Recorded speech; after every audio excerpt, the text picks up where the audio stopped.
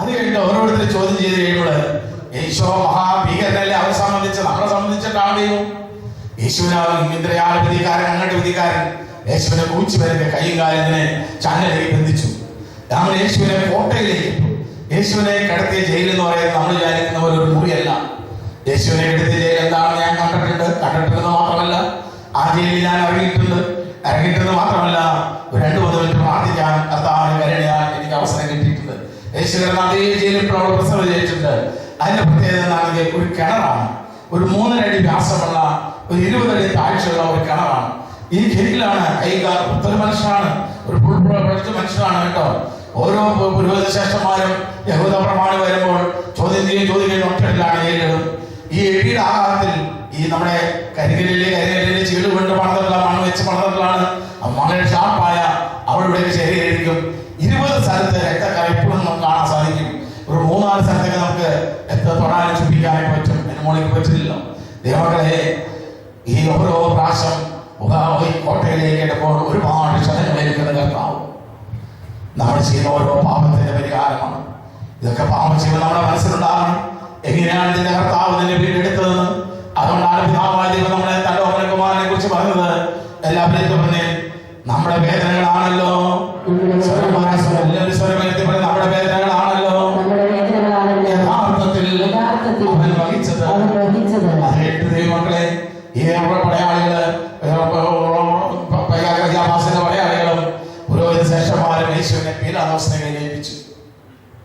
ക്രൂശിക്കണം. കാരണം റോമൻ മേൽക്കോമയുടെ കീഴിലായിരുന്നു യഹൂദദേശം. അപ്പൊ ഒരാളെ വധിക്കാനുള്ള അധികാരം അന്ന് യഹൂദന്മാർക്കില്ല. കാരണം മറ്റവരുടെ കീഴിലാണ്. അപ്പൊ ആ കാലഘട്ടത്തിലെ ഗവർണറായിരുന്നു പീലാത്തോസിന് മാത്രം അതിനുള്ള അധികാരമുള്ളൂ. ഈ അനുവാദപത്രത്തിന് വേണ്ടിയാണ് യേശുവിനെ പീലാത്തോസിനെ കയ്യിൽ ഏൽപ്പിക്കുന്നത്, ക്രൂശിക്കണമെന്നുള്ള കടപ്പിടുത്തത്തോടുകൂടി. അവൻ ന്യായാധിപനാണ്, ഗവർണറാണ്, ന്യായാധിപനാണ്. ഒരു 5-6 മിനിറ്റ് ചോദ്യം ചെയ്തപ്പോൾ പീലാത്തോസിനെ മനസ്സിലായി യേശു നിരപരാധിയാണ്. മാത്രമല്ല, അതേ രാത്രി ഒരു മാലാഖ വന്ന് പീലാത്തോസിന്റെ ഭാര്യയിൽ ഇടപെട്ടിട്ടുണ്ട്.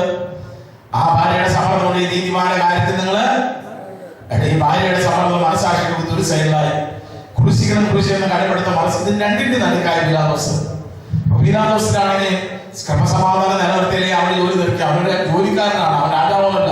സീസറിന്റെ 10ാമത് പ്രവിശ്യയിലെ ഒരു പ്രവിശ്യ മാത്രമാണ് യഹൂദ പ്രവിശ്യ. അതിലെ ഒരു ഗവർണർ മാത്രമാണ് പീലാത്തോസ്. ഇവിടെ നന്നായി സമാധാനപരമായി ഭരണം നടത്തിയില്ലെങ്കിൽ നികുതികളെല്ലാം കൃത്യമായി കളക്ട് ചെയ്ത് സീസൺ എത്തിച്ചില്ലെങ്കിൽ അവന് ജോലി തെറിക്കും. അതുകൊണ്ട് ഇവിടെ സമാധാനമായി മുന്നോട്ട് പോകുക എന്നുള്ള അവന്റെ ആവശ്യമായതുകൊണ്ട് ഇവരെ സമാധാനപ്പെടുത്തി വേണം. എന്നാൽ മനസ്സിലാക്കി കുത്തുണ്ടാകരുത്. രണ്ടിനും പറ്റിയൊരു പായം പീലാത്തോസ് ചിന്തിച്ചു. അത് മറ്റൊന്നല്ല, യേശുവിനെ പ്രത്തോര്യത്തിലേക്ക് അയക്കാം. അവരോടൊക്കെ അയക്കാം. എല്ലാവരും പറഞ്ഞേ, പ്രത്തോര്യം എന്ന് പറഞ്ഞാൽ മറ്റൊന്നുമല്ല, കൽത്തം എന്നുള്ള അർത്ഥം കൊണ്ടാണ്. അവിടെ പ്രത്യേകം ബ്രെയിൻ ട്യൂൺ ചെയ്യേണ്ട കുറച്ച് പടയാളികളുണ്ട്. എനിക്ക് നിങ്ങൾക്കൊന്നും ഒരാളെ അകാരണമായി അടിക്കാൻ പറ്റില്ല. നിങ്ങൾ വിചാരിക്കുന്ന പോലെ അത്ര എളുപ്പത്തിൽ ഒരാളെ അടിക്കാൻ നമ്മുടെ കൈപ്പൊന്നില്ല. പ്രത്യേകിച്ച് നമ്മളോട് ദ്രോഹം ചെയ്യാത്ത ആളുകൾ. ഞാൻ കൊട്ടപ്പാടിയില് കുറച്ചു കാലം ഗുണ്ടകളെ ഒട്ടാഴ്ച ധ്യാനിച്ചിരുന്നു. ധ്യാനത്തിന്റെ ഉത്തരവാദിത്തം എന്നെ ഏൽപ്പിച്ച്. അപ്പൊ കുറെ ഗുണ്ടകൾ നോട്ട്സ് ചെയ്തിട്ടുണ്ട്, അവരുമായിട്ട് ഇടപെടുകയിട്ടുണ്ട്. അപ്പൊ ഒരു സുപ്രഭാതത്തിലാണ് ഗുണ്ടകളാകില്ല. സീനിയർ ഗുണ്ടാന്ന് 50-60 വയസ്സൊന്നല്ലാട്ടോ. 10-25 വയസ്സാണ് സീനിയർ. 10-25 വയസ്സ് ആരെയും കൊല്ലും. ദേവകളെ ജൂനിയർ എന്ന് പറഞ്ഞാൽ 10-12 വയസ്സുള്ള പിള്ളേര് മാതാപിതാക്കന്മാരെ കുടുംബം നോക്കാതെ തെല്ലിപ്പൊടി കുടുംബങ്ങളില്ലേ, അല്ല അമ്മ മരിച്ചുപോയാൽ അമ്മ വേറെ ആളുകൾ, അങ്ങനെയുള്ള കുടുംബങ്ങളിലെ പിള്ളേരെ ഇവര് സെലക്ട് ചെയ്ത് കൊണ്ടിരും. എന്നാലും ബിരിയാണി വാങ്ങിച്ചു കൊടുക്കും, മൊബൈൽ വാങ്ങിച്ചു കൊടുക്കും, ഇങ്ങനെ വാങ്ങിച്ചുകൊണ്ട് അവരെ ഇവരെ കൂട്ടിക്കൊണ്ടുപോകും. മറ്റേ ഓരോ കൊട്ടേഷന് വേണ്ടി ആണ് അവര് നിർമ്മിതി വെട്ടി നിന്നെ കുത്തും.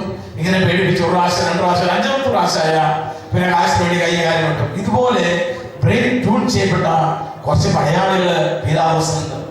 അവരുടെ കയ്യിലാണ് യേശുവിനെ ഏൽപ്പിക്കുക. യേശു നിരപരാധി നമ്മളെ സംബന്ധിച്ച് ആ പടയാളികൾക്ക് ഒറ്റ ട്യൂണിംഗ് ഉള്ളോ. അവരുടെ യജമാനൻ, അതായത് പീലാത്തോസ് അവരുടെ കയ്യിൽ ഏൽപ്പിക്കുന്ന വ്യക്തി റോമാ സാമ്രാജ്യത്തിനെതിരെ കൊടിയ ദ്രോഹം ചെയ്തത്. ആ ക്രോധത്തോടെയാണ് യേശുവിന്റെ മേലെ ചാടിക്കേണ്ടത്. കൂട്ടത്തിന് കുഞ്ഞാടിനെ ചെന്നായി കൂട്ടത്തിന് കിട്ടിയ ആ സന്തോഷത്തോടെ എവിടെയാളുകൾ യേശുവിന്റെ മേലെ ചാടി വീണു, വസ്ത്രം വീഴുന്നു, കൈ കരുത്തുകളിൽ കെട്ടിവെച്ചു, ഇറച്ചിക്കടയിൽ മാംസം കെട്ടി നോക്കുന്ന പോലെ. അത് കഴിഞ്ഞവരെ ചാട്ടവാറുണ്ട് അടി തുടങ്ങി. പീലാത്തോസിന്റെ പ്രത്തോരത്തിൽ വെച്ച് നമ്മുടെ കർത്താവ് നമുക്ക് വേണ്ടിയേറ്റ അടി എങ്ങനെയുള്ളതായിരുന്നു, അടിച്ച ചാട്ട എങ്ങനെയുള്ളതായിരുന്നു എന്നെല്ലാം ബൈബിളിൽ വ്യക്തമായിട്ടുണ്ട്. ഞാൻ നിങ്ങൾക്ക് കാണിച്ചു തരാം. ഒരു 5-6 തോലിന്റെ വാൾ, ആ വാറിന്റെ അറ്റത്ത് ഒടിഞ്ഞ ബുദ്ധത്തിന്റെ വാളിന്റെയോ വളരെ മൂർച്ചേറിയ വസ്തുക്കൾ തിരി വെച്ചിട്ടുണ്ടാവും. അതൊരു പരിപാടിയോട് ചേർത്ത് കെട്ടി ഒരു പ്രാവശ്യം അവിടെ അടിക്കുമ്പോൾ അത് പോയി തറയ്ക്കും. തറച്ചു കഴിഞ്ഞാൽ ഊരിടിക്കുന്ന ഒരു വലിയാണ്. ഓരോ പ്രാവശ്യം അടി കഴിയുമ്പോൾ യേശുവിന്റെ ശരീരത്തിൽ 5-6 മുറിവുകളല്ല, ഉഴവ് ചാലുകളാണ് ഉണ്ടായത്. നിങ്ങൾ ട്രാക്ടറുടെ നിലവിളി കണ്ടല്ലേ, ഒരു കുഴിയാണ് ഉണ്ടാവുക, ഉഴവ് ചാലുണ്ടാവുക. അവർക്ക് പറഞ്ഞ എല്ലാവരും ഉണ്ടാവുക ഉഴവ് ചാലുകളല്ലേ. ഇതുപോലെയാണ് ഈശോയുടെ ശരീരത്തിൽ ദൈവങ്ങൾ ഉഴവ് ചാലുകളായിരുന്നു. ഞാൻ ധരിപ്പിച്ചു പറഞ്ഞതല്ല. നമ്മുടെ പിതാവായ ദൈവം തന്റെ ഓമനകുമാരൻ നമ്മുടെ പാപങ്ങൾ ഏറ്റെടുക്കാൻ വേണ്ടി ഏറ്റെടുക്കുന്നുള്ളതായിരുന്നു എന്ന് ബൈബിളിലൂടെ നമുക്ക് പറഞ്ഞു തരുന്നുണ്ട്. ബൈബിളിലൂടെ നമ്മുടെ ദൈവം നമ്മളോട് സംസാരിക്കുക. 129 സങ്കീർത്തനം 3-ാം വാക്യം നിങ്ങൾ വായിച്ചുകൊണ്ട് 129 3-ാം വാക്യം ഇങ്ങനെ പഠിപ്പിക്കുന്നു: ഉഴവുകാർ എന്റെ മുതുകിൽ ഉഴുതു, അവർ നീളത്തിൽ ഉഴവച്ചാൽ. ഉഴവുകാർ എന്റെ മുതുകിലൂടെ അവർ നീളത്തിൽ ഉഴവച്ചാൽ. മച്ചമോളെ, ഉഴവുകാർ 129 സങ്കീർത്തനം 3-ാം വാക്യം. ഉഴവുകാരന്റെ മുതുകിൽ ഉഴുതു, അവർ നീളത്തിൽ ഉഴച്ചാൽ കീറി. ഞാനൊരു കർഷകനാണ്, നിലവിടാൻ അറിയുന്നവരാണ്. ഞങ്ങൾ ചാലെന്നാണ് പറയാ. ഒരു ചാലിനെ കിഴക്കോടെ ഞാറായിട്ട് നമ്മൾ നിലവിടുന്നാൽ മറ്റേ അടുത്ത ചാല് തെക്കോടൊക്കെ ആയിട്ട് ഈ മണ്ണ് ശരിക്കും മുറിയാനാണ്. ഇതുപോലെ ഒരാളടിച്ച് ഇങ്ങോട്ട് വലിച്ചെങ്കിൽ അടുത്ത ആളടിച്ച് ഇങ്ങോട്ട് വലിച്ചു. ഈ അടിയുടെ ആഘാതത്തിൽ എന്ത് പറ്റിയെന്നറിയോ? കർത്താവിന്റെ ശരീരത്തിൽ നിന്ന് ചർമ്മവും മാംസം ചിതറിപ്പോയി. നമ്മളൊക്കെ പള്ളി കാണാൻ ക്രൂശിതരൂപം കലാകാരൂപമാണ്. ശരിക്കും നമ്മുടെ കർത്താവിന്റെ ക്രൂശിതം എങ്ങനെയായിരുന്നു എന്ന് പിതാവായ ദൈവം നമുക്ക് പറഞ്ഞു തരുന്നുണ്ട്. ബൈബിളിലൂടെ നമ്മുടെ ദൈവം നമ്മളോട് സംസാരിക്കുക. പ്രധാനമായും ദൈവങ്ങളെ, ഈശോ കുരിശിൽ കിടക്കുമ്പോൾ ഈശോയുടെ ഓരോ അസ്ഥികളും എണ്ണാവുന്ന വിധത്തിലാണ്. ഓരോ അസ്ഥികളും ഞാൻ ഉണ്ടാക്കി പറഞ്ഞില്ല, പെരുപ്പിച്ച് പറഞ്ഞതല്ല. ബൈബിളിലാത്തൊന്നും ഞാൻ പറഞ്ഞു തരില്ല. 22-ാം സങ്കീർത്തനം 17-ാം വാക്യം നിങ്ങൾ വായിച്ചു നോക്ക്. 22-ാം സങ്കീർത്തനം 17-ാം വാക്യത്തിലെ നമ്മുടെ കർത്താവ് ക്രൂശിൽ കിടന്നപ്പോൾ യേശുവിന്റെ ശരീരാവസ്ഥ എങ്ങനെയുള്ളതായിരുന്നു എന്ന് പിതാവായ ദൈവം പറഞ്ഞു തരുന്ന രംഗമുണ്ട്. ഞാൻ നിങ്ങൾക്ക് വേണ്ടി വായിക്കാം. എല്ലാവരും പറഞ്ഞു: എന്റെ അസ്ഥികൾ എനിക്ക് എണ്ണാവുന്ന വിധത്തിലായല്ലോ. 22-ാം സങ്കീർത്തനം 17-ാം വാക്യം വെച്ചോ. എന്റെ അസ്ഥികൾ എനിക്ക് എണ്ണാവുന്ന വിധത്തിലായി, ചർമ്മമാംസം ചിതറിപ്പോയി. ഇതുപോലെയാണ് ഈശോ ഏറ്റടി. നമ്മുടെ പാപം ചെയ്തതൊക്കെ നിങ്ങളുടെ മനസ്സിലുണ്ടാകണം. എങ്ങനെയാണ് നിന്റെ കർത്താവ് നിന്റെ മറുവിലയായി മാറിയത്, നിന്റെ മോചനദൈവമായി മാറിയത്, നിനക്ക് വേണ്ടി കൊടുത്ത എന്താണ്? ദൈവങ്ങളെ, ഇതെല്ലാം കഴിഞ്ഞിട്ട് പടയാളികളെ യേശുവിനെ വീണ്ടും വസ്ത്രം ധരിപ്പിച്ചു. നടത്തുള്ളൂ. അവിടെ മുക്കൊരു കല്ലിൽ കൊണ്ടിരുത്തി. അവ വെച്ചിട്ടാണ് പരിഹാസം നിന്ന് മുൻകിരീടം ധരിപ്പിക്കുകയൊക്കെ. മരുഭൂമിയെ കുറിച്ച് വളരെ ആഴത്തിൽ അറിവുള്ള ഒരു വ്യക്തിയാണ് ഞാൻ. ഒന്നല്ല, 36 വർഷം മരുഭൂമിയിൽ ജീവിച്ചവനാണ്. എത്രപോലാണ്? 36 വർഷം. നാളെ പോവാണ്, നാളെ ഷാർജയ്ക്ക് പോകുന്ന ധ്യാനാണ്. ഇതിലെല്ലാം നാളെ ഞാൻ പ്ലെയിനായിരിക്കും. 11 മണിക്കാണ് ഫ്ലൈറ്റ്. ദൈവങ്ങളെ, മരുഭൂമിയെ കുറിച്ച് നല്ല അറിവുള്ള ഒരു വ്യക്തിയാണ്. അവിടെ മരുഭൂമിയിലുള്ള ഒരുതരം മുൾച്ചെടി 1.5 ഇഞ്ച് മുള്ളിന്റെ മുള്ളാണെ കട്ടിയാണ്. അതിന് 2 കമ്പങ്ങൾ വെട്ടിയെടുത്ത് ഒരു 10 വർഷം മഴയില്ലെങ്കിലും ഈ മുൾച്ചെടി കാട്ടിൽ ഒട്ടകങ്ങളും കാട്ടൊട്ടങ്ങളും ഉണ്ടോ, കാട്ടുകുറെ ജീവജാലങ്ങൾ, മണലാട്ടത്തിൽ ജീവികളൊക്കെ ഉണ്ട്. നമ്മൾ വിചാരിക്കുന്ന പോലെ ജീവജാലം ഇല്ലാത്ത അവസ്ഥയല്ല. ആ കാലാവസ്ഥയോട് അതിജീവിക്കാൻ കഴിവുള്ള ഒരുപാട് കാട്ടുമൃഗങ്ങൾ മണലാട്ടത്തിലുണ്ട്, മാനുകളുണ്ട്. അപ്പൊ അവർക്ക് ഇതിന്റെ ഇലയാണ് ഇതിന്റെ. അതിന് 2 കമ്പങ്ങൾ വെട്ടി തലയിൽ വട്ടത്തിൽ വെച്ച് മഴ ചുറ്റുകൊണ്ട് അടിച്ച് തറച്ചു. അത് ഏത് പാപത്തിന് പരിഹാരമാണെന്നറിയോ? ശിരസ് കൊണ്ട് നമ്മൾ ചെയ്യുന്ന പാപം. ഏത് പാപമാണ്? തലക്കനുണ്ടാവല്ലേ മറ്റുള്ളവരുടെ പുച്ഛ നിന്ന പരിഹാസം. ദൈവത്തിന് ബുദ്ധിയോ കഴിവോ പിടിക്കോ താരല്ലോ എന്നാൽ ഇത് ഉപയോഗിച്ച് മറ്റുള്ളവരെ ചതിക്കുക, വഞ്ചിക്കുക, പറ്റിക്കുക. മനോഹരമായ തലമുടിന്റെ അതേ കുറിച്ചൊരു അഹങ്കാരം, ശിരസ് കൊണ്ട് ചെയ്ത പാപം. ഈ മുൾച്ചെടി എങ്ങനെ ഈ ലോകത്തിലുണ്ടായെന്നറിയോ? ദൈവങ്ങളെ, മുൾച്ചെടി ഉണ്ടായ ദൈവം ആദ്യം സൃഷ്ടിച്ച ഒന്നല്ലായിരുന്നു മുൾച്ചെടി. മുൾച്ചെടി ഉണ്ടാകാൻ ഒരു കാരണമുണ്ട്. പ്രപഞ്ചത്തിൽ മനുഷ്യന്റെ പാപത്തിന്റെ പരിണിത ഫലമായി ഉണ്ടായ ശാപത്തിന്റെ അടയാളമാണ് മുൾച്ചെടി. ഇത് ബൈബിളിൽ എവിടെ എഴുതിയിരിക്കണേ? ഉൽപ്പത്തിയുടെ പുസ്തകം 3-ാം അധ്യായത്തിന്റെ 17-ാം വാക്യത്തിൽ വായിച്ചു നോക്ക്. ഉൽപ്പത്തിയുടെ പുസ്തകം 3-ാം അധ്യായം 17-ാം വാക്യത്തില് ഞാൻ ഈ പറഞ്ഞ സത്യങ്ങളൊക്കെ നിങ്ങൾക്ക് കാണാൻ സാധിക്കും. അവിടെ ആദത്തോട് പറഞ്ഞ, ആദമേ, തിരഞ്ഞെടുത്ത് പറഞ്ഞ വൃക്ഷത്തിന്റെ ഫലം സ്ത്രീയുടെ വാക്കേട്ട് നീ നിന്നുകൊണ്ട് നീ മൂലമണ്ണ് ശപിക്കപ്പെട്ടതായി മാറും. അത് നിനക്കായി മുള്ളും മുൾച്ചെടിയും പുറപ്പെടുപ്പിക്കാനിടയാകും. 33:17 വച്ചോ. ആദ്യത്തോട് അവിടുന്ന് പറഞ്ഞു, തിന്നരുതെന്ന് ഞാൻ പറഞ്ഞ പഴം സ്ത്രീയുടെ വാക്ക് കേട്ട് നീ തിന്നതുകൊണ്ട് നീ മൂലം മണ്ണിൽ ശപിക്കപ്പെട്ടതായിരിക്കും. ആയുഷ്കാലം മുഴുവൻ കഠിനാധ്വാനം കൊണ്ട് നീ അതിൽ നിന്ന് കാലയാപനം ചെയ്യും. അത് മുൾച്ചെടികളും നിനക്കായി മുളപ്പിക്കും. മനുഷ്യന്റെ പേരിൽ വന്ന ശാപത്തിന്റെ അടയാളമാണ് മുൾച്ചെടി. അത് തന്നെ ശിരസിൽ വഹിച്ചുകൊണ്ട് യേശു നമ്മുടെ ശാപം ഏറ്റെടുക്കുകയാണ്. അതുകൊണ്ടാണ് ബഹുമാനപ്പെട്ട നമ്മുടെ ഈ പ്രചനത്തിനൊക്കെ പരിശുദ്ധമായ കാര്യങ്ങൾ ഉയർത്തി നിങ്ങളുടെ ശാപങ്ങളും അനർത്ഥങ്ങളും അനുഗ്രഹ തടസ്സങ്ങളും നിർവീര്യമാകട്ടെ എന്ന് പറയുമ്പോൾ നിർവീര്യമാകുന്നതിന്റെ കാരണം ഈശോയുടെ ഈ ശിരസിൽ വഹിച്ച കിരീടമായിരുന്നതിന് കാരണം അത് നമ്മുടെ ശാപം ഏറ്റെടുക്കലായിരുന്നു, ഏറ്റെടുക്കലായിരുന്നു. അത് വളരെ വ്യക്തമായി പരിശുദ്ധാത്മ പറഞ്ഞു തരുന്നുണ്ട്. ഗലാത്യരുടെ ലേഖനം 3-ാം വാക്യത്തില് യേശുവിന്റെ മുൻ കിരീടത്തിലാണ് എന്താണ് നമ്മുടെ മനുഷ്യകുലത്തിൽ നിന്ന് ഏറ്റെടുത്തതെന്ന് എളിദാസനല്ല ദൈവത്തിന്റെ പരിശുദ്ധാത്മ പറയുന്നതാണ്. ഗലാത്യർ 3:13 ഞാൻ നിങ്ങൾക്ക് വേണ്ടി വായിക്കാം. എല്ലാവരെയും പറഞ്ഞു, ക്രിസ്തു ക്രിസ്തു നമ്മെ പ്രതി ശപിക്കപ്പെട്ടവനായി തീർന്നുകൊണ്ട് നിയമത്തിന്റെ ശാപത്തിൽ നിന്ന് നമ്മളെ വീണ്ടെടുത്തു. ദൈവങ്ങളെ യേശു നമ്മുടെ ശാപമാണ്. അതുകൊണ്ടാണ് പത്രോസിന്റെ 1-ാം ലേഖനത്തിന്റെ 1-ാം അധ്യായത്തിന്റെ 18-19 വാക്യം, നിങ്ങളുടെ പിതാക്കന്മാർ നിങ്ങൾ സ്വീകരിച്ച വ്യർത്ഥമായ ജീവിതത്തിൽ നിങ്ങൾ വീണ്ടെടുക്കപ്പെട്ടത് നശ്വരമായ വെള്ളിയാലോ സ്വർണ്ണത്താലല്ല, പിന്നെയോ എല്ലാവരെയും പറഞ്ഞ പിന്നെയോ കറയോ കറയോ കളങ്കമോ ഇല്ലാത്ത കുഞ്ഞാടിന്റേത് പോലെയുള്ള യേശു ക്രിസ്തുവിന്റെ അമൂല്യ രക്തത്താൽ അത്രേ. ഈശോ ശിരസിൽ കിരീടം വഹിച്ചുകൊണ്ട് നമ്മുടെ ശാപങ്ങൾ ഏറ്റെടുത്ത ദൈവമക്കൾ ശാപം ഏറ്റെടുത്ത് അത് കഴിഞ്ഞിട്ട് ഈ പടയാളികൾ എന്ത് ചെയ്യുന്നറിയോ? ഈശോയുടെ കണ്ണ് കെട്ടി. നിങ്ങൾ വിചാരിക്കുന്ന പോലെ തുണി കൊണ്ടല്ല, തുവാരോണ്ടല്ല, കാര്യം കൊണ്ടാണ്. ഒരു മുള്ള കണ്ണിലേക്ക് ഇറങ്ങി ഇഷ്ടമുള്ളവരെ തള്ളിയിരുന്നു. അത് ചേർത്ത് മനുഷ്യൻ കണ്ണുകൊണ്ട് ചെയ്ത പാപത്തിന്റെ പരിഹാരം. കണ്ണുകൊണ്ട് പുച്ഛത്തോടെ നോക്കുന്നത് ഒരുപാട് സിനിമകൾ. പാപത്തിന്റെ പട്ടിയെ നിർത്താൻ എനിക്ക് നേരമില്ല. നിങ്ങളാണ് കണ്ണുകൊണ്ട് ചെയ്ത എല്ലാ പാപത്തിന്റെ പരിഹാരമാണ്. അച്ഛാ, ഞാൻ സിനിമ കണ്ടിട്ടുണ്ട്. സൗജന്യമായി പാപം കിട്ടാണ്. നീ കണ്ണുകൊണ്ട് പാപം ചെയ്താൽ ആ പാപത്തിന്റെ പരിഹാരത്തിന് നിന്റെ കണ്ണിലെ രക്തം ചെല്ലണം. രക്ഷിതമായതില്ല ദൈവങ്ങളെ പാപമോചനമില്ല. അങ്ങനെ രക്തം നീ വേദനിക്കാൻ ആർക്കിഷ്ടമില്ല. അതാണ് ദൈവത്തിന്റെ സ്നേഹം. അതിന് യേശു തന്റെ കണ്ണിൽ രക്തം ചിന്താണ്, കൊടിയ വേദന കണ്ണിൽ അനുഭവിക്കുകയാണ്. അതുകൊണ്ടാണ് പിതാവായ ദൈവം പഠിപ്പിച്ചത്. എല്ലാവരും പറഞ്ഞേ, നമ്മുടെ വേദനകളാണല്ലോ സ്വരവേദി, നമ്മുടെ വേദനകളാണല്ലോ യഥാർത്ഥത്തിൽ അവർ വഹിച്ചത്. അങ്ങനെ കണ്ണുകെട്ടി ഇതെല്ലാം കഴിഞ്ഞിട്ട് പിന്നെ അവർ ചെയ്യുന്ന പരിഹാസത്തോടെ ഒരു മനുഷ്യനും സഹിക്കാൻ പറ്റാത്ത കൊടിയ കൊടിയ കൊടിയ വേദന അനുഭവിച്ചിട്ട് ഒരക്ഷരം ഉരിയാടാത്ത യേശുവാണ്. നമുക്ക് അനുഭവിക്കാനല്ല, ചിന്തിക്കാൻ പോലും പറ്റാത്ത കൊടിയ വേദനയാണ് ഈശോ അനുഭവിച്ചത്. എന്നിട്ട് ഒരക്ഷരം ഉരിയാടിയില്ലെന്നാണ് യെശയ്യായുടെ പ്രവചനം. 53-ാം അധ്യായത്തിൽ 6-ാം വാക്യത്തിൽ എഴുതി വെച്ചിരിക്കുക. കൊല്ലാൻ കൊണ്ടുപോകുന്ന കുഞ്ഞാടിനെ പോലെയും രോമങ്ങൾ തിരിഞ്ഞു നിൽക്കുന്ന ചെമ്മരാനെ പോലെയും അവൻ നമുക്ക് വേണ്ടി മൗനം പാലിച്ചു. അവൻ ശിക്ഷയ്ക്കും വിധേയനായി എടുക്കപ്പെട്ടു. എങ്കിലും അവനൊരു അക്ഷരം ഉരിയാടിയില്ലെങ്കിൽ അവനൊരു അക്ഷരം ഇഷ്ടമാത്രം പുതിയ വേദനയിലെ ഉരിയാടാകാത്ത യേശുവിനെയാണ് നമ്മൾ കാണുക. എന്നാൽ ദൈവമക്കളെ, ഇവരുടെ പരിഹാസവും നിന്ന് സഹിക്കുകയായപ്പോൾ ഹൃദയം പൊട്ടി കരയുന്ന കർത്താവിന് ബൈബിൾ കാണുന്നുണ്ട്. നിങ്ങളൊന്നും ബുദ്ധി ഉപയോഗിച്ചെന്ന് ഗണിച്ചു നോക്കിയാൽ മനസ്സിലാക്കി നോക്കിയത്. ഇത്രമാത്രം കൂടിയ ശാരീരികയിൽ മിണ്ടാത്ത കർത്താവ് മാനസികയുടെ സഹിക്കുകയായപ്പോൾ ഹൃദയം പൊട്ടി കരയുന്ന രംഗമുണ്ട് പീലാത്തോസിന്റെ പ്രത്തോറിയത്തിൽ വെച്ച്. ഞാൻ ഉണ്ടാക്കി പറഞ്ഞതല്ല. 69-ാം സംഗീതത്തിൽ 20-ാം വാക്യം നിങ്ങൾ വായിച്ചു നോക്ക്. 69-ാം 20-ാം വാക്യത്തില് ഇവിടെ നിന്ന് സഹിക്കുകയാണ് കരയുന്ന കർത്താവിനെ നമുക്ക് കാണാൻ സാധിക്കും. 60-ാം 20-ാം വാക്യം പഠിപ്പിക്കുക. നിന്ദനം എന്റെ മനം തകർത്തു, ഞാൻ രാജ്യത്തിലാണ്ടു, സഹതവേകളുണ്ടോ നമുക്ക് ആരെയും കണ്ടില്ല, ആശ്വസിപ്പിക്കുന്നുണ്ടോ എനിക്ക് ആരും ഉണ്ടാവില്ല, എല്ലാവരും പരിഹസിക്കുന്നവർ മാത്രം.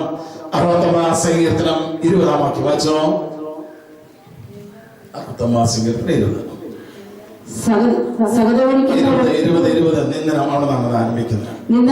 എന്റെ ഹൃദയത്തെ തകർത്തു, ഞാൻ നൈരാശ്യത്തിലാണ്ടു, സഹതപിക്കുന്നവരെ ഉണ്ടോ എന്ന് ഞാൻ അന്വേഷിച്ചു, ആരെയും കണ്ടില്ല, ആശ്വസിപ്പിക്കുന്നവരുണ്ടോ എന്ന് നോക്കി, ആരും ഉണ്ടായിരുന്നില്ല. ഭക്ഷണമായി അവരെനിക്ക് ഇത്രമാത്രം നമ്മൾ ചെയ്യുന്ന പരിഹസിക്കാറില്ലേ? ചില ഭാര്യ വീട്ടുകാർ ഉപയോഗിച്ച് വായിക്കാൻ അണ്ട കൊടുക്കും. മക്കളുടെ മുമ്പിൽ ഭാര്യയുടെ ചീത്തോടെ തിരിച്ചു ചെയ്യുന്നില്ല എന്നുള്ള ധൈര്യമാണ്. ദൈവമക്കളെ, നീ ഭാര്യ വീട്ടുകാരുടെ മുമ്പിൽ വെച്ച് നീ ഭാര്യയെ വേദനിപ്പിക്കുകയോ ചീത്ത വിളിക്കുകയോ അടിക്കുകയോ ചെയ്തെങ്കിൽ ഭാര്യ നിന്റെ വീട്ടുകാരുടെ മുമ്പിൽ വെച്ച് അടിക്കുകയും വേദനിപ്പിക്കുകയും പരിഹസിക്കുകയും ചെയ്യണം. അങ്ങനെ നീ പരിഹസിക്കപ്പെടാനും വേദനിക്കാനും നിന്റെ കർത്താവിന്റെ സ്നേഹം അനുവദിക്കുന്നില്ല. കൊണ്ടുപോയിട്ട് അച്ഛാ ഞാൻ ഭാര്യ അടിച്ചിട്ടുണ്ട്, അല്ലെ മക്കളെ കാരണമായി വേദനിപ്പിച്ചിട്ടുണ്ട്, സൗജന്യമായി പാപപ്രതി കിട്ടുകയാണ്. എന്തുകൊണ്ട് അത് കിട്ടുന്നറിയോ? അതിന് മറുപടിയായി നമ്മുടെ കർത്താവ് മോചന ദ്രവ്യമായി മാറി. അതിന് മറുപടിയായി കർത്താവ് അനുഭവിച്ചുകൊണ്ടാണ് നമുക്ക് ഇന്ന് സൗജന്യമായി സംസാരത്തിലൂടെ ഇതിന്റെ മോചനം കിട്ടുന്നതിന്റെ കാരണം. അതുകൊണ്ടാണ് പിതാവാദിവും പഠിപ്പിച്ചത്. എല്ലാവരോടും പറഞ്ഞ നമ്മുടെ വേദനകളാണല്ലോ യഥാർത്ഥത്തിൽ അവൻ വഹിച്ചത്. ഈ പരിഹാസ നിന്ദന കഴിഞ്ഞിട്ട് പിന്നെ പടയാളികൾ എന്താ ചെയ്തറിയോ? ഈശോയ്ക്ക് മനോഹരമായി താടി ഉണ്ടായിരുന്നു. എന്നാൽ ശരിക്കും ഈശോ കുരിശിൽ കിടക്കുമ്പോൾ താടിയില്ല. ഇതൊക്കെ കലാകാര ഭാവനയാണ്. ദൈവങ്ങളെ, ഈ താടി എന്ത് ചെയ്തറിയോ? ഈ റോമ പടയാളികൾ മാംസത്തോടെ നമ്മൾ പറിച്ചെടുത്ത് മാംസത്തോടെ നമ്മുടെ മുഖം കൊണ്ട് ചെയ്യുന്ന പാപത്തിന് പരിഹാരം. ദൈവത്തിന്റെ കരുണയാൽ ത്രിമുഖലാവണ്യം ഉണ്ടായാൽ അഹങ്കാരം, മറ്റുള്ളവരുടെ പുച്ഛം നീക്കാൻ തോന്നാറില്ലേ? മറ്റുള്ളവരുടെ മുഖലാവണ്യം കണ്ട് ആസക്തി ഉള്ളാറില്ലേ? മുഖം കൊണ്ട് ചെയ്ത എല്ലാ പാപത്തിന്റെ പരിഹാരമാണ്. ഞാൻ ഉണ്ടാക്കി പറഞ്ഞതല്ല. യെശയ്യായുടെ പ്രവചനം 50-ാം അധ്യായത്തിന് 6-ാമത്തെ വാക്യത്തില് നമ്മളുടെ മുഖം കൊണ്ട് ചെയ്ത പാപത്തിന്റെ പരിഹാരത്തിന് വേണ്ടി ഈശോ എന്താണ് അനുഭവിച്ചതെന്ന് പറയുന്ന രംഗമുണ്ട്. യെശയ്യായുടെ പ്രവചനം 50-ാം അധ്യായം 6-ാം വാക്യം പഠിപ്പിക്കുന്നു. എല്ലാവരും ഏറ്റു പറഞ്ഞു, അടിച്ചവർക്ക് പുറവും, അടിച്ചവർക്ക് പുറവും, സ്വരം പോലെ ഉറക്കെല്ലാവരും അടിച്ചവർക്ക് പുറവും, താടി വീശ മറച്ചെടുത്തവർക്ക് കവിളുകളും ഞാൻ കാണിച്ചു കൊടുത്തു. അവരുടെ നിന്നയിൽ നിന്നും തുപ്പലിൽ നിന്നും ഞാൻ മുഖം തിരിച്ചില്ല. ദൈവങ്ങളെ, മുഖത്തിൽ മോഹം കൊണ്ട് ചെയ്ത പാപത്തിന്റെ പരിഹാരം മോത്ത് അനുഭവിക്കും. ഇതെല്ലാം കഴിഞ്ഞിട്ടാണ് പടയാളികൾ യേശുവിനെ പീലാത്തോസിനെ കൈയേൽപ്പിച്ചു. മഹാപരിഹാസപാത്രമായിട്ട് ആ യേശു, ലോകരക്ഷകനായ ക്രിസ്തു, ലോകത്തിന്റെ മോചകനായ ക്രിസ്തു പരിഹാസപാത്രമായിട്ട് യഹൂദ ജനത്തിന് മുതേ പീലാത്തോസ് നിസ്സഹായ അവസ്ഥയിൽ അവരോട് ചോദിച്ചു, നിങ്ങളുടെ രാജാവിനെ ഞാൻ ഉയർന്നു വന്ന ശബ്ദം ക്രൂശിക്കുക. ഉടനെ പീലാത്തോസ് പറഞ്ഞു, ഈ നീതിമാന്റെ രക്തത്തിൽ എനിക്ക് കൈ കഴുകി. ഉടനെ ജനം വിളിച്ചു പറഞ്ഞതെന്നറിയോ? അവന്റെ രക്തം ഞങ്ങളുടെയും ഞങ്ങളുടെ മക്കളുടെ മേലും വന്നുകൊള്ളട്ടെ.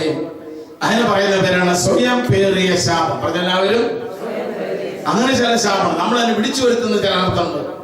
സ്വയം പേറിയ നമ്മുടെ ജീവിതത്തിലൊക്കെ അകാരണമായി മാതാപിതാക്കന്മാരെ, വൈദികരെ, ഗുരുവന്മാരെ വേദനിപ്പിച്ച് സ്വയം ശാപം പേറാറുണ്ട്.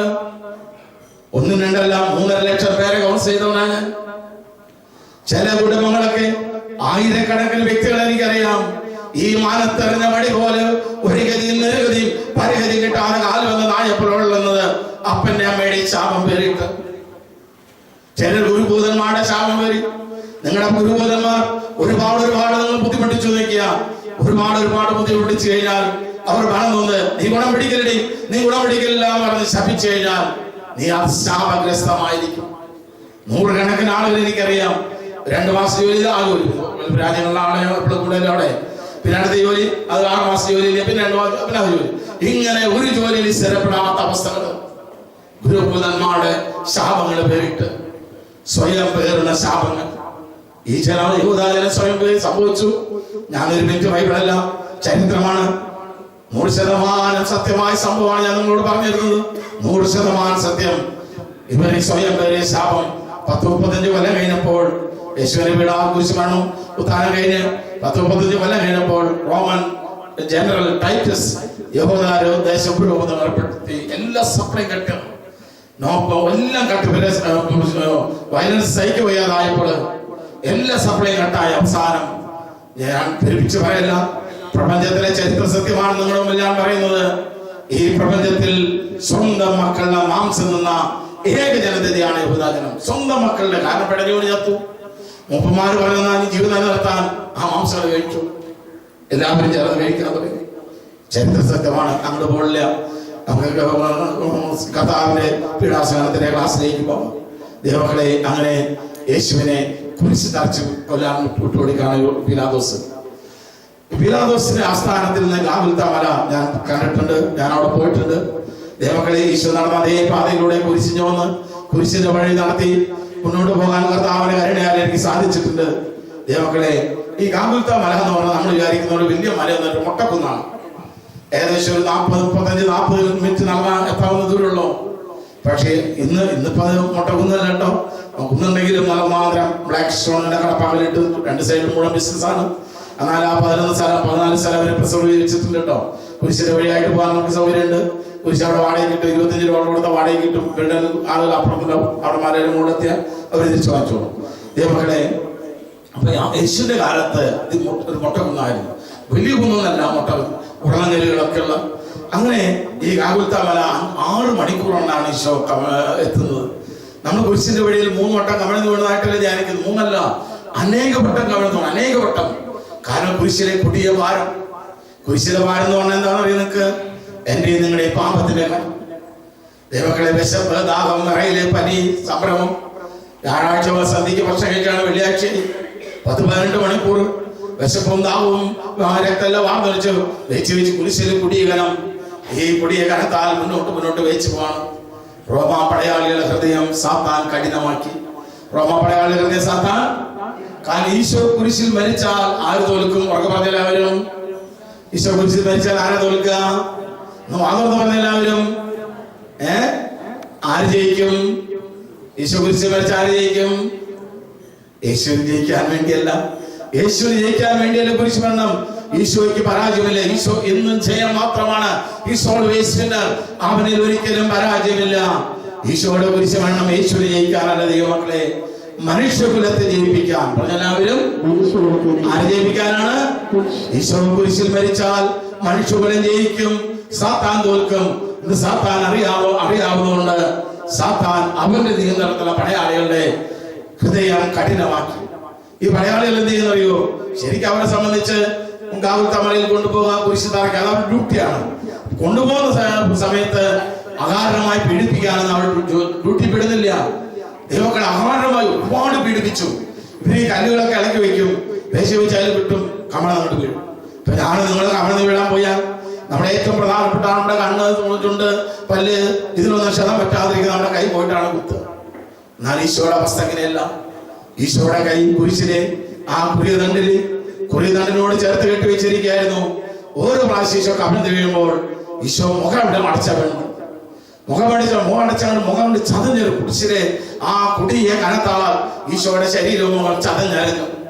അതായത് ഈശോ കുരിശിൽ കിടന്നപ്പോൾ ഒരിക്കൽ നോക്കിയവനെ രണ്ടാം നോക്കാൻ പറ്റാത്തതും ഭീമത്സമായിരുന്നെന്നാണ് ബൈബിൾ എഴുതി വെച്ചിരിക്കുന്നത്. ഞാനൊക്കെ മനസ്സിലാകാത്ത ഒരു ഭാഷയിൽ പറഞ്ഞുതരാം. ഒരാളൊരു സൈക്കിൾ യാത്ര ചെയ്യാൻ നിങ്ങൾ അവരെ കാണും. ഒരു സൂപ്പർ ഫാസ്റ്റ് ബസ് അങ്ങനെ അയാൾ ഇടിച്ചു. ബസ്സിന്റെ മുൻചക്രം കയറി അയാൾ ചതഞ്ഞറിഞ്ഞു, പിൻചക്രം കയറി ചതഞ്ഞറിഞ്ഞു. ഒരു മാസം ഉണ്ടായി വഴി കിടക്കുക, ഒരു വഴി പോക്കനാണെന്ന് വെക്കുക. നിങ്ങൾ കണ്ട ഉടനെ നോക്കിക്കോ. കണ്ട ഉടനെ നിങ്ങൾ എന്ത് ചെയ്യും? എന്താ നിങ്ങളൊന്നും ഇവിടെ ഇല്ലേ? നിങ്ങൾ അങ്ങനെ ഒരാൾ ചതഞ്ഞറിയ കണ്ട നിങ്ങൾ ഉടനെ എന്താ ചെയ്യാം? മുഖം തിരിക്കില്ലേ? ഇതുപോലെയാണ് ഈശോയുടെ അവസ്ഥയല്ല. ഞാൻ പഠിപ്പിച്ചു പറഞ്ഞതല്ല. യെശയ്യായുടെ പ്രവചനം 53-ാം അധ്യായത്തിന്റെ 3-ാം വാക്യം വായിച്ചു നോക്ക്.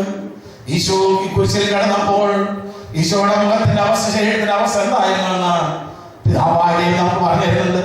അവിടെ ഇങ്ങനെയാണ് പഠിപ്പിക്കുക. എല്ലാവരും പറഞ്ഞു, അവൻ നിന്ദിക്കപ്പെട്ടു, അവൻ മനുഷ്യർ നിന്ദിക്കപ്പെടുകയും ഉപേക്ഷിക്കപ്പെടുകയും ചെയ്തു. അവൻ വേദനയും ദുഃഖവും നിറഞ്ഞവനായിരുന്നു. അവനെ കണ്ടവർ മുഖം തിരിച്ചു കളഞ്ഞു. അവനെ കണ്ടവർ മുഖം തിരിച്ചു കളഞ്ഞു. നോക്കി നോക്കാൻ പറ്റാത്തതും ഭീമത്സമായ നമ്മുടെ കർത്താവിന്റെ കുരിശിന്റെ അവസ്ഥ. കുറച്ചുകൂടി വ്യക്തമായി പറഞ്ഞാൽ, പച്ചയ്ക്ക് പറഞ്ഞാൽ, ഒരു മനുഷ്യൻ കിടന്ന പോലെയല്ല ഈശോ കുരിശിൽ കിടന്നത്. ഞാൻ ലഭിച്ചു പറഞ്ഞല്ല. ഈശോ കുരിശിൽ കിടന്നപ്പോൾ ഈശോയുടെ ശരീരത്തിന്റെ അവസ്ഥ എങ്ങനെയുള്ളതായിരുന്നുവെന്ന് പിതാവായ നമുക്ക് പറഞ്ഞു തരുന്ന രംഗമുണ്ട് ബൈബിളില്. ബൈബിളിലൂടെ നമ്മുടെ ദൈവം നമ്മളോട് സംസാരിക്കുക. യെശയ്യായുടെ പ്രവചനം 52-ാം അധ്യായത്തിന്റെ 14-ാം വാക്യം നിങ്ങൾ വായിച്ചു നോക്ക്. യെശയ്യായുടെ 52:14 പഠിപ്പിക്കുന്നു. എല്ലാവരും പറഞ്ഞു, അവനെ കണ്ടവർ അമ്പരന്ന് പോയി. അവനെ കണ്ടവർ എന്താ അമ്പരക്കാൻ കാരണം? വായിച്ചോ. അവനെ കണ്ടവർ അമ്പരന്ന് പോയി. മനുഷ്യനെന്ന് തോന്നാത്ത വിധം അവൻ വിരൂപനായിരിക്കുന്നു. അവന്റെ രൂപം മനുഷ്യന്റേതല്ല. മനുഷ്യനെന്ന് തോന്നാത്തത് അത്രമാത്രം കൊടിയ ശരീരമാണ് കർത്താവിന്റെ. ഏതോ കുറെ മാംസത്തിന്റെ കുറവിനെ ആണികൾ അടച്ചിട്ട് പോയി. പാപം ജീവിതമൊക്കെ നിങ്ങളുടെ മനസ്സിലുണ്ടാകുന്ന ദൈവങ്ങളെ. അങ്ങനെയാണ് ഗാഗുൽത്ത മലയിലെത്തുന്നത്. ഗാഗുൽത്ത മലയിലെത്തുമ്പോഴാണ് ഒരു നാവിന് ചിന്തിക്കാൻ പറ്റാത്ത പുതിയ വേദന. ഈശോയുടെ വസ്ത്രം പിരിഞ്ഞെടുക്കുകയാണ്. കോശമോശങ്ങൾ വേദന, അതിനേക്കാൾ വലിയ മനോവേദന ഈശോ അനുഭവിക്കുന്നുണ്ട്. ഈശോ പരിപൂർണമായും നഗ്നനാക്കപ്പെടുന്നുണ്ട്. Absolutely naked. നോർത്തോക്കിയ നിങ്ങൾ 10-31 വയസ്സുള്ള ഒറ്റ മനുഷ്യനാണ്. സ്വന്തം അമ്മയുടെ, ഒരു അന്യസ്ത്രീയാണെങ്കിൽ പോട്ടെ, സ്വന്തം അമ്മയുടെ മുമ്പിൽ നഗ്നനാക്കപ്പെടേണ്ടി വരുന്ന അവസ്ഥ. മനുഷ്യൻ ചെയ്യുന്ന ജഡീയമായ പാപത്തിന്റെ പേരിലാണ്. എന്തുകൊണ്ടാണ്? ഈശോയുടെ കയ്യിൽ കൊടുത്ത കാരുണ്യമാണ്. നമ്മുടെ പിതാവാദിയുടെ കാരണം പറയുന്ന യേശയ്യ 53-ാം അധ്യായത്തിന് 59-ാം അധ്യായത്തിന് 3-ാം വാക്യത്തിലാണ്. യേശയ്യായുടെ പ്രവചനം 59-ാം അധ്യായം 3-ാം വാക്യം പഠിപ്പിക്കുന്നു. നിന്റെ കരങ്ങൾ രക്തപങ്കിലമാണല്ലോ, നിന്റെ വിരലുകൾ അകൃത്യങ്ങളാൽ മലിനമായിട്ടുണ്ടല്ലോ. നമ്മൾ കൈകൊണ്ട് ചെയ്ത പാപത്തെ വായിച്ച സഹോദരി 59:3 യേശയ്യ. നിന്റെ കരങ്ങൾ രക്തമെങ്കിലുമാണ്, വിരലുകൾ അകൃത്യങ്ങളാൽ മലിനമാണ്. നമ്മൾ കൈകൊണ്ട് ചെയ്ത നിരവധിയായ പാപങ്ങൾ, പാപത്തിന്റെ പട്ടിക പറയാനിരിക്കുന്ന നേരമില്ല. നമ്മൾ കൈകൊണ്ട് നിങ്ങളവിടെ മനസ്സിലാക്കി എടുത്താൽ മതി. എന്തുകൊണ്ടാണ് ഈശോയുടെ കാലിൽ കൂർത്ത കാരണമാണ്? പിതാവാദി അതിന് മറുപടി തരുന്നുണ്ട്. യേശയ്യ 59-ാം അധ്യായത്തിന്റെ 7-ാമത്തെ വാക്യത്തിൽ യേശയ്യ 59:7 ഇങ്ങനെ പഠിപ്പിക്കുന്നു. അവരുടെ പാദങ്ങൾ തിന്മയിലേക്ക് കുതിക്കുന്നു, നിരപരാധികൾ രക്തം ചൊരിയുന്നതിന് അവരുടെ പാദങ്ങൾ പതിയിരിക്കുന്നു. യേശയ്യ 59:7 വായിച്ചോ. അവരുടെ പാദങ്ങൾ തിന്മയിലേക്ക് കുതിക്കുന്നു, നിരപരാധികളുടെ രക്തം ചൊരിയുന്നതിന് അവർ വെപ്പൽ കൊള്ളുന്നു. ഒരുപാട് പാവമാർഗത്തിൽ നടന്നുപോയി അതിർത്തി വാങ്ങുവാൻ, കക്കുവാൻ, ചതിക്കുവാൻ, പരദൂഷണം പറയുവാൻ, വ്യഭിചാരശാലയിലേക്ക്, സിനിമാശാലയിലേക്ക്, മദ്യപാനശാലയിലേക്ക് കാലുകൊണ്ട് ചെയ്ത പാപത്തിന്റെ പരിഹാരം കാലിൽ അനുഭവിക്കുന്ന കർത്താവ്. അതോടാണ് പിതാവാദിയും പഠിപ്പിച്ചത്. എല്ലാവർക്കും നമ്മുടെ വേദനകളാണല്ലോ, നമ്മുടെ വേദനകളാണല്ലോ യഥാർത്ഥത്തിൽ അവൻ വഹിച്ചത്. 22-ാം സങ്കീർത്തനത്തില് 15-ാം വാക്യത്തിൽ കർത്താവ് പറയുന്നു ഇങ്ങനെയാണ്. 22-ാം സങ്കീർത്തനം 15: എന്റെ അണ്ണാക്കോടിന്റെ കഷ്ണം പോലെ വരണ്ടിരിക്കുന്നു, എന്റെ അണ്ണാക്കോട് എന്റെ നാവ് ഒട്ടിയിരിക്കുന്നു. ഒരിട്ട് ദാഹജലത്തിന് വേണ്ടി ഞാനിതാ കേഴുന്നു. ശത്രുക്കൾ എന്നെ തുടിച്ചു നോക്കുന്നു, അവർ ഭാഷാൻകുറ്റന്മാരെ പോലെ എന്നെ തുടിച്ചു നോക്കുന്നു. ദൈവങ്ങളെ, അതേത് പാപത്തിന്റെ പരിഹാരമാണെന്നറിയോ? 22-ാം സങ്കീർത്തനം 15-16 വെച്ച് എന്റെ അണ്ണാക്ക് ഓടിന്റെ ഗർഭം പോലെ വരണ്ടിരിക്കുന്നു, എന്റെ നാവ് അണ്ണാക്കിൽ ഒട്ടിയിരിക്കുന്നു. അവിടെ എന്നെ മരണത്തിന്റെ കൂടിയിൽ ഉപേക്ഷിച്ചിരിക്കുന്നു. നമ്മൾ വാഗുണ്ട് ചെയ്ത പാപത്തിന്റെ പരിഹാരം. വാഗുണ്ട് ഒരുപാട് പാപം ചെയ്തില്ലേ? യെരമ്യായുടെ പുസ്തകം 17-ാം അധ്യായത്തിൽ 9-ാമത്തെ വാക്യത്തിൽ വലിയ വേദനയോടെ കർത്താവ് യെരമ്യായുടെ പുസ്തകത്തില് കർത്താവ് പറയുന്നത് വാഗുണ്ട് ചെയ്ത പാപങ്ങളുടെ പരിഹാരമാണ് ദൈവമക്കളെ. അത് കഴിഞ്ഞിട്ട് ഈശോയുടെ പിതാവ് അവർ കുത്തി തുറക്കാണ് നമ്മുടെ ഹൃദയം കൊണ്ട് ചെയ്ത പാപത്തിന്റെ പരിഹാരം. അതുകൊണ്ടാണ് യെരമ്യ 17-ാം അധ്യായം 9-ാം വാക്യം പഠിപ്പിക്കുന്നു. എല്ലാവരെയും ഹൃദയം മറ്റെന്തിനേക്കാളും കാപട്യമുള്ളതാണല്ലോ, ശോചനീയമാണല്ലോ, അതിനാർക്കാണ് മനസ്സിലാക്കാൻ സാധിക്കും? ഹൃദയം കൊണ്ട് ഒരുപാട് പാപം നമ്മൾ ചെയ്യാറില്ലേ? ആ പാപത്തിന്റെ പരിഹാരമാണ് ഈശോയുടെ പിതാവ് കുത്തി തുറക്കാൻ അവിടെ അനുവദിച്ചത്. അതുകൊണ്ടാണ് മർക്കോസിന്റെ സുവിശേഷത്തില് നമ്മുടെ കർത്താവ് ഗുരുവായ യേശുമിശിഹാ നമ്മളോട് വലിയ വേദനയോടെ ഒരു ഹൃദയവേദന പറഞ്ഞു തരുന്നുണ്ട്. മർക്കോസിന്റെ സുവിശേഷം 7-ാം അധ്യായത്തിൽ 20-ാം വാക്യം അവിടെ പറയാണ്, ഒരുത്തിന്റെ ഉള്ളിൽ വരുന്ന കാര്യങ്ങളാണ് അവൻ അച്ഛനാക്കുന്നത്. ഉള്ളിൽ നിന്നാണോ, ഹൃദയത്തിൽ നിന്നാണല്ലോ ദുശ്ചിന്ത, പരസംഗം, മോഷണം, വായിച്ചതോറി മർക്കോസ് 7:20 ഒരുവന്റെ ഉള്ളിൽ നിന്ന് പുറപ്പെടുന്ന കാര്യങ്ങളാണ് അവനെ അശുദ്ധനാക്കുന്നത്. എന്തെന്നാൽ ഉള്ളിൽ നിന്നാണ്, മനുഷ്യന്റെ ഹൃദയത്തിൽ നിന്നാണ് ദുശ്ചിന്ത, പരസംഗം, മോഷണം, കൊലപാതകം, വ്യഭിചാരം, ദുരാഗ്രഹം, ദുഷ്ടത, വഞ്ചന, ഭോഗാസക്തി, അസൂയ, ദൂഷണം, അഹങ്കാരം, മൂഢത എന്നിവ പുറപ്പെടുന്നത്. ഹൃദയം കൊണ്ട് ചെയ്ത പാപത്തിന്റെ പരിഹാരമായിട്ട് ഹൃദയം കുത്തി തുറക്കാൻ അനുവദിക്കുന്ന വ്യക്തി നമ്മുടെ കർത്താവ്. ഇതെല്ലാം ചേർത്തിട്ടാണ് പിതാവാദിയും പറഞ്ഞത്. എല്ലാവരും പറഞ്ഞു, നമ്മുടെ വേദനകളാണല്ലോ യഥാർത്ഥത്തിൽ അവൻ വഹിച്ചത്. ഇതൊക്കെ ദൈവം യേശു ക്രിസ്തു നമ്മളെ സ്നേഹിച്ചിട്ടും അവിടുന്ന് സ്നേഹിച്ച് മതിയായില്ല. ഇത്രമാത്രം അവിടുന്ന് സ്നേഹിച്ചിട്ടും അവിടുന്ന് നമ്മളെ സ്നേഹിച്ച് മതിയായില്ല. പിന്നെ അവിടുന്ന് കണ്ട കാര്യമാണ് നമുക്ക് വേണ്ടി തിരുവോസ്തിനായിട്ട് കിടക്കുന്നത്. ദൈവങ്ങളെ, ഇത്രമാത്രം സ്നേഹിച്ചിട്ടും നമ്മളെ സ്നേഹിച്ച് അവിടത്തേക്ക് മതിയായില്ല. ആ സ്നേഹത്തിന്റെ പൂർണ്ണതയാണ് വിശുദ്ധവാനയിലൂടെ ഇന്നും നമ്മുടെ പ്രതിഭാഗം നകർത്താവും. ഒരിക്കലും ഞാൻ നിങ്ങൾ അനാഥരായി വീടില്ല, യുഗാന്ത്യം വരെ ഞാൻ നിങ്ങളോട് കൂടെ ഉണ്ടായിരിക്കുമെന്ന് പറഞ്ഞുകൊണ്ട് വിശുദ്ധവാനയിലൂടെ ഇന്നും നമ്മുടെ മധ്യേ, നമ്മുടെ ഹൃദയത്തിലേക്ക്, നമ്മുടെ ഇന്ദ്രിയങ്ങളിലേക്ക് കടന്നു വരുന്ന കർത്താവ്. അതാണ് സത്യമായിട്ട് അഖിൽക്കാൽപ്പാട് യേശു. യേശുവിന്റെ സ്നേഹത്തിന്റെ പൂർണ്ണത അവിടെയാണ് അവസാനിക്കുന്നത്. ഇതെല്ലാം നമ്മുടെ മനസ്സിലാകും. ഇന്ന് നമ്മൾ ഓരോരുത്തരും ഇത്രമാത്രം കർത്താവ് നമുക്ക് വേണ്ടി പാടുപീടുകളും വേദനകളും പരിഹാര പ്രവൃത്തികളും ചെയ്തിട്ട് നമ്മൾ പാപം ചെയ്യുമ്പോൾ നമ്മുടെ കർത്താവിന്റെ അവസ്ഥ എന്താ പറയുക? നമ്മുടെ പിതാവിനെ ഈശോ സ്വർഗാസൗര്യത്തിൽ രാജാതിരാജനായിട്ട് വാഴാണെന്നാണ്. ദൈവങ്ങളെ, നിങ്ങൾ തെറ്റിദ്ധരിക്കരുത്. നമ്മൾ ഓരോരുത്തരും പാപം ചെയ്യുമ്പോൾ നമ്മുടെ കർത്താവ് നമ്മളെ ഓർത്ത് കരയും. കരയാന്ന് വെറുതെ കരയല്ല, കണ്ണുനീർ ധാരധാരയായിട്ട് ഒഴുക്കുന്ന കർത്താവാണ്. നമ്മൾ ഓരോ വട്ടം പാപം ചെയ്യുമ്പോഴും, ഓരോ വട്ടം നന്ദിയേട് കാണിക്കുമ്പോഴും നമ്മുടെ പാപങ്ങളെ ഓർത്ത് നന്ദിയേടുകൊണ്ട് കരയുന്ന കർത്താവ്. വെറുതെ കരയല്ല, കണ്ണുനീർ ധാരധാരയായി ഒഴുക്കുന്ന കർത്താവ്, ഹൃദയം പൊട്ടി തെളിയുന്ന കർത്താവിനെയാണ് വിശുദ്ധ ബൈബിളില് നമ്മുടെ പിതാവായ ദൈവം നമുക്ക് കാണിച്ചിരുന്നു. ഞാൻ പേടിപ്പിച്ചു പറഞ്ഞല്ല. ഞാനും നിങ്ങളും പാപം ചെയ്യുമ്പോൾ നമ്മുടെ കർത്താവിന്റെ ഹൃദയാവസ്ഥ എങ്ങനെയാണെന്ന് പിതാവായ ദൈവം പറയുന്ന രംഗമുണ്ട് ബൈബിളില്. എവിടെയാണെന്നറിയോ? യെരമ്യായുടെ പുസ്തകം 13-ാം അധ്യായത്തിന്റെ 17-ാം വാക്യം നിങ്ങൾ വായിച്ചു നോക്ക്. യെരമ്യായുടെ പുസ്തകം 17-ാം അധ്യായം 13-ാം അധ്യായം 17-ാം വാക്യത്തില് നിങ്ങൾക്ക് ഞാൻ ഈ പറഞ്ഞ സത്യങ്ങൾ കാണാൻ സാധിക്കും. ഞാൻ നിങ്ങൾക്ക് വേണ്ടി വായിക്കാം. എല്ലാവരും പറഞ്ഞു, നിങ്ങൾ അനുസരിക്കുന്നില്ലെങ്കിൽ നിങ്ങൾ അനുസരിക്കേണ്ടെന്ന് പറഞ്ഞാൽ പാപം ചെയ്യാൻ അവസ്ഥ കേട്ടോ. ദൈവങ്ങൾ അനുസരിക്കുന്നില്ലെങ്കിൽ നിങ്ങളുടെ അഹങ്കാരത്തെ ചൊല്ലി രഹസ്യത്തിൽ എന്റെ ആത്മാവ് കരയും. നമ്മൾ ഓരോരുത്തരും പാപം ചെയ്യുമ്പോൾ കരയുന്ന കർത്താവ്. ആ കരച്ചിൽ ആഴം എത്രയാണെന്ന് അറിയുന്നത് ഏറ്റു പറഞ്ഞു. കർത്താവിന്റെ അജഗണത്തെ അടുപ്പത്തിലേക്ക് കൊണ്ടുപോവുകയാണ്.